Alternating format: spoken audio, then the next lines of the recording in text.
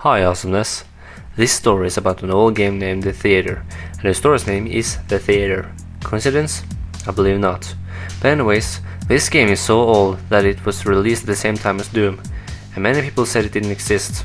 So this is why the story is kind of interesting, so please, enjoy. Have you ever heard of an old PC game called The Theater? Yeah? I didn't think so. Probably because many people said it doesn't even exist. You see, The Theater is an old computer game released around the same time as Doom. Today, if you ever find it, it's only available on crappy bootleg CD-ROMs, which more often than not don't even actually contain a game. The actual legitimate copies that they say were released back in the day feature a blank cover with nothing but the sprite of what has since been named the Ticket Taker. He is simply a poorly drawn pixelated concussion bald man with large red lips wearing a red vest over a white shirt and black pants. He is completely emotionless, though some say that if you smash the disc, his face is shown as angry the next time you look at the cover. But this is just dismissed as an urban myth. What is peculiar about The Theater though, is that there is no developer named on the jewel case, nor a game description on the back. It's simply the Ticket Taker on the white backdrop on both sides. The game was initially known for its inability to install correctly. The installation process immediately locks up the computer when the user reaches the licensing agreement. Also strange about the licensing agreement for The Theater is that whenever the development studio is supposed to be named, the text is simply a blank line. Anyways, most people who have claimed to owning one of the original CDs says that they figure out how to install a game by simply rebooting their computer on the licensing agreement with the disc still inside. Then they are prompted to press I agree on startup. Then they continue with installation. The game then starts up without any introduction besides a main menu that is simply the sprite of a movie theater's exterior on an empty city street. The title fades in and then the three menu buttons New Game, Load and Option pops up. Selecting the options immediately crashes the game to the desktop. Load is said not to function at all. Even if you do have a saved game, nothing happens when you press it. Thus, New Game is the only working menu option. Once it is selected, you are in the first person view. You're standing in an empty movie theater lobby with the inspection of the ticket taker standing in front of a dark hallway which one can only assume leads to the theaters themselves. There is nothing to do but look at the poorly drawn, mostly illegible movie posters or approach the ticket taker. Once the player moves towards the ticket taker, a very low quality sound clip plays saying, "Thank you, please enjoy the movie," along with a speech box saying the same thing. You then walk into the hallway and the screen fades to black and you're back in the empty lobby and you do the exact thing again and again and again. While this may sound like a really horrible game, a number of peculiar things occur as you continue to play it.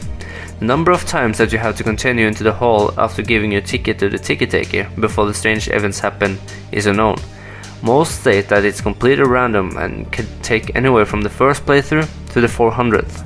What happens though has deeply disturbed some players. The first occurrence is when the player fades back in after walking into the hallway. This time they will notice the ticket taker is completely absent.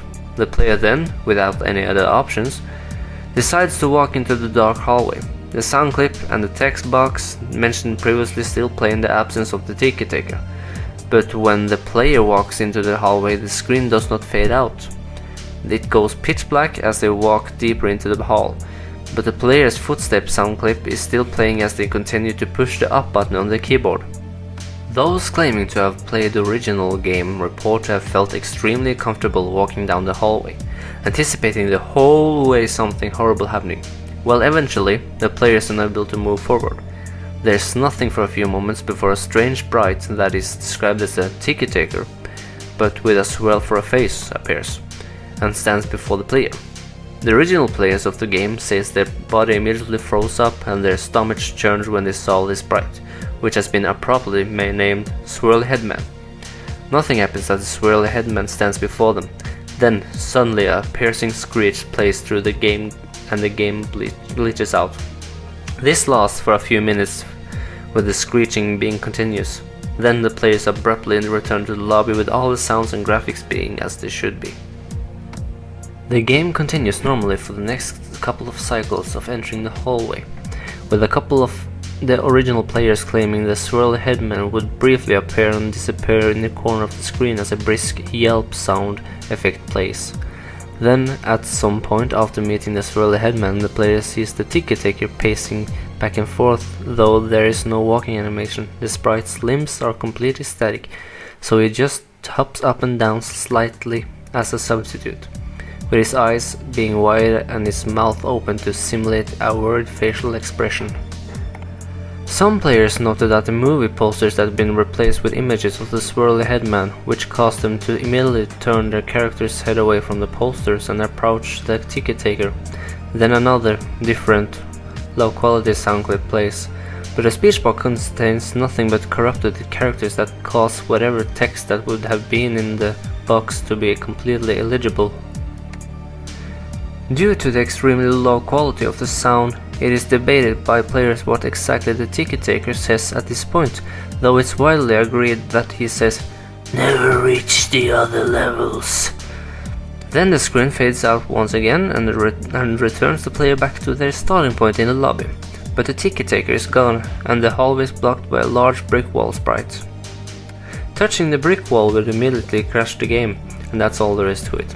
No one knows what the other levels are or how to get access to them, nor is it known why the swirly headman causes such acute fear in those who have seen him in the game. All the original copies of the theater have either been lost or destroyed, but the creepiest part is the fact that all the original players of the game claim to occasionally see a brief glimpse of the swirly headman out of the corner of their eyes. Okay, Awesomeness. This story was kinda creepy, don't you think?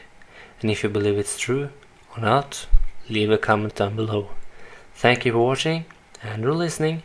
I'm TomuDilla, and this was The Theater.